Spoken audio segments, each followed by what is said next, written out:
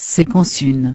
Approche systémique pour la maîtrise des risques. Les notions de base. Commençons par une définition de la notion de risque. La norme ISO 31000 définit le risque comme étant l'effet de l'incertitude sur les objectifs. Dans le monde de l'ingénierie, une définition plus précise est de dire que le risque est caractérisé par la combinaison de la probabilité d'un événement et de ses conséquences. Pour évaluer et hiérarchiser les risques, nous utiliserons donc ces deux paramètres.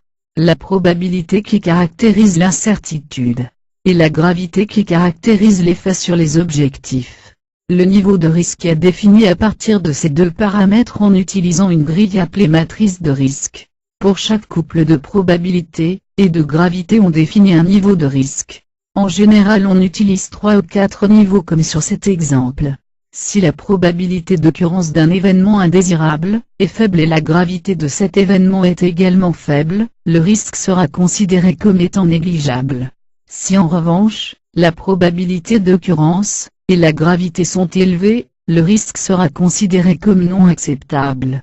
Entre ces deux extrêmes, le risque peut être qualifié de tolérable pour des couples occurrence et gravité modérée, et de critique pour des occurrences et ou des gravités plus élevées.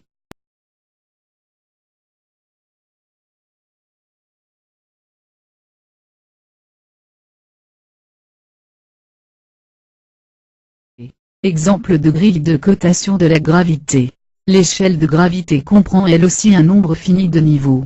Par exemple, dans le cas des risques industriels, la réglementation définit 5 niveaux. Modéré, sérieux, important, catastrophique et désastreux.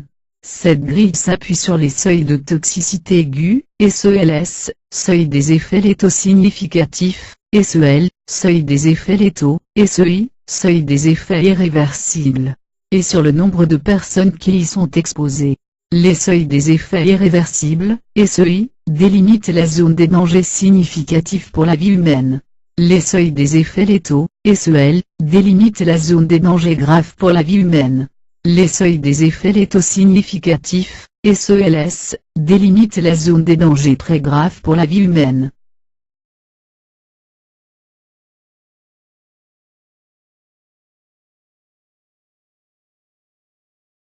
Exemple de grille de cotation de la probabilité.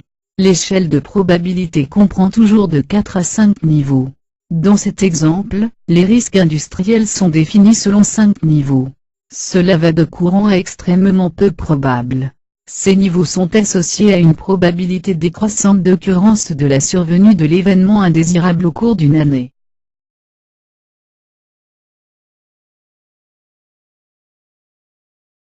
Lorsque la probabilité et la gravité d'un risque ont été évaluées, il est alors possible de définir sa criticité, puis d'en déduire finalement son niveau d'acceptabilité.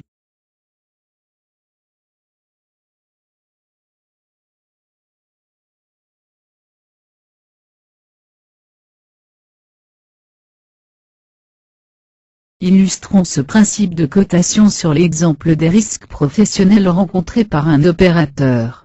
La probabilité est évaluée de façon qualitative en utilisant l'échelle de cotation vue précédemment. Pour évaluer la gravité de ce type de risque, nous utiliserons une échelle à 5 niveaux. Le premier niveau, catastrophique, correspond à un accident menant à un décès ou à une incapacité permanente totale. Le niveau 2, appelé critique, correspond à un taux d'incapacité supérieur à 10%.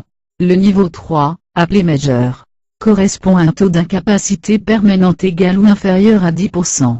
Le niveau 4, appelé mineur, correspond à un accident avec des effets réversibles après guérison, tandis que le niveau 5, appelé bénin, correspond à un accident sans arrêt de travail, ou simplement à une gêne, une fatigue et un inconfort.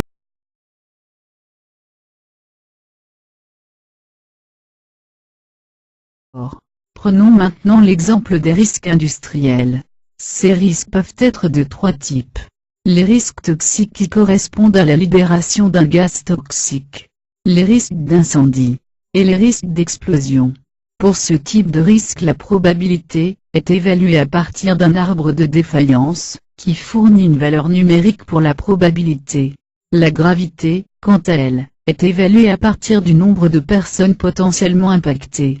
Fin séquence 1.